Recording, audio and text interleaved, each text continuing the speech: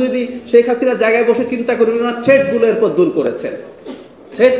Threat BNP ছিল, so বিএনপিকে মামলা হামলা করে শেষ করো। থ্রেট সেনাবাহিনী, কারণ সেনাবাহিনী আপনাকে ডে টু ডে লাইফে কাজ লাগাতে পারলেও আপনাকে ক্ষমতাচ্যুত কিন্তু করতে পারে। সো উনি কি করলেন, উনি সেনাবাহিনীকে এরপর ডিস্ট্রয় করতে শুরু করলেন। সেনাবাহিনীটাকেও ক্ষমতায় থাকার জন্য, মানে অবৈধ ক্ষমতার জন্য আসলে কি করতে হয়, আপনাকে প্রত্যেকটা ইনস্টিটিউট নষ্ট করে ফেলতে হয়। আপনি বিচার বিভাগ নষ্ট করেছেন, কারণ ওখানে আপনার ইচ্ছে মতো যাতে সব কিছু হয়। আপনি পুলিশ বাহিনীকেও নষ্ট করেছেন, ইন এ সেন্স ওটা রাষ্ট্রীয় বাহিনী রাখেননি। এবং আমরা চাই বর্তমান বাংলাদেশে এবং ভবিষ্যৎ বাংলাদেশে যখন আমরা এই অভ্যুত্থানের হিস্ট্রি লিখবো, সেখানে প্রত্যেকটা কম্পোনেন্ট ঠিকঠাক মতো লেখা থাকতে হবে।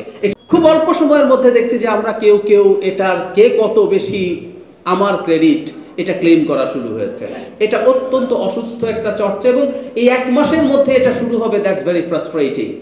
আমরা আজকে বিডিআর বিদ্রোহ সম্পর্কে, বিদ্রোহ কথাটা একেবারেই ঠিক না, গণহত্যা যেটা, এবং আমরা চাই বর্তমান বাংলাদেশে এবং ভবিষ্যৎ বাংলাদেশে যখন আমরা এই অভ্যুত্থানের হিস্ট্রি লিখবো, সেখানে প্রত্যেকটা কম্পোনেন্ট ঠিকঠাক মতো লেখা থাকতে হবে। এটা আমার জায়গা থেকে বলছি, কারণ খুব অল্প সময়ের মধ্যে দেখছি যে আমরা কেউ এটার কে কত বেশি আমার ক্রেডিট এটা ক্লেম করা শুরু হয়েছে।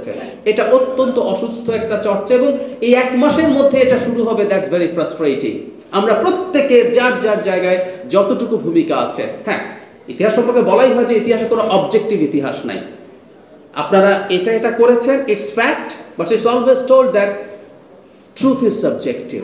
আপনাদের এই ভূমিকা কতটুকু রোল প্লে করেছে এটা নিয়ে ডিবেট হতে পারে, কিন্তু কতগুলো ফ্যাক্টস আছে তো আপনাদের, যে আপনারা এটা করেছেন, you have got the documents. সেই ডকুমেন্টেশনটা থাকা, এবং আমি আমার জায়গা থেকে মনে করি এগুলোর খুব সিরিয়াস ভূমিকা আছে। সামনের বাংলাদেশে আমরা নিশ্চিতভাবেই এগুলো মনে রাখবো। বিপ্লবোত্তর ভূমিকা নিয়ে আপনারা যারা অবসরপ্রাপ্ত আছেন, আমি একমত, দুটো পেপারই চমৎকার হয়েছে। আমি অবশ্যই একমত যে আমরা এই বড় ওয়ার্কফোর্স যেটা আছে, অফিসার্স এবং জেসিওএনসি এবং সোলজাররা, তাদেরকে আমাদের যারা সক্ষম আছেন তাদেরকে আমাদের দেশের প্রয়োজনে কাজে লাগাতে হবে। We can do that and we should do that. কিন্তু একটা গুরুত্বপূর্ণ কাজ আমি মনে করি আপনাদের আছে, যেটা হয়তো সম্ভবত সবচেয়ে গুরুত্বপূর্ণ কাজ বলে আমি মনে করি। সেটা হচ্ছে আমাদের সেনাবাহিনীটাকে আবার প্রফেশনাল জায়গায় ফিরিয়ে আনার ক্ষেত্রে আপনারা বাইরে থেকে প্রেশার দেয়া। আমরা সিভিলিয়ানরা মনে করি, আমাদের পারসেপশন আছে, আপনারা আমাদের চাইতে ইভেন বেটার জানেন, সেটা হচ্ছে আমাদের এই সেনাবাহিনীটাকেও ক্ষমতায় থাকার জন্য, মানে অবৈধ ক্ষমতার জন্য আসলে কি করতে হয়, আপনাকে প্রত্যেকটা ইনস্টিটিউট নষ্ট করে ফেলতে হয়। আপনি বিচার বিভাগ নষ্ট করেছেন, কারণ ওখানে আপনার ইচ্ছে মতো যাতে সব কিছু হয়।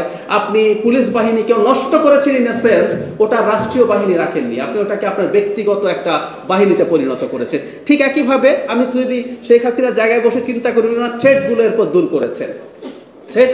থ্রেট বিএনপি ছিল, সো বিএনপিকে মামলা হামলা করে শেষ করো। থ্রেট সেনাবাহিনী, কারণ সেনাবাহিনী আপনাকে ডে টু ডে লাইফে কাজ লাগাতে পারলেও আপনাকে ক্ষমতাচ্যুত কিন্তু করতে পারে। সো উনি কি করলেন, উনি সেনাবাহিনীকে এরপর ডিস্ট্রয় করতে শুরু করলেন।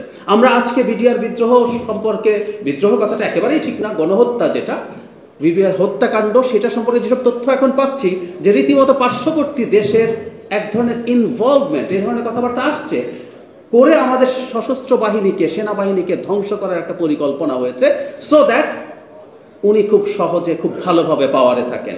সুতরাং এই সেনাবাহিনীর ভেতরে কতটুকু কি আছে আমি আসলে সিভিলিয়ান হিসেবে খুব ওয়েল ইনফর্ম না, কিন্তু আমাদের ভবিষ্যতের চ্যালেঞ্জ কিন্তু বাড়ছে, এটা সবচেয়ে জরুরি। আপনারা প্রত্যেকে এখানে সশস্ত্র বাহিনীতে কাজ করেছেন, আমাদের এখানকার জিওপলিটিক্যাল চ্যালেঞ্জ এখন কোথায়, এটা আমার চাইতে আপনারা অনেক ভালো বোঝেন। এখন প্রশ্ন হচ্ছে, আমাদের সেনাবাহিনী কি যথেষ্ট প্রস্তুত? আমার সন্দেহ আছে।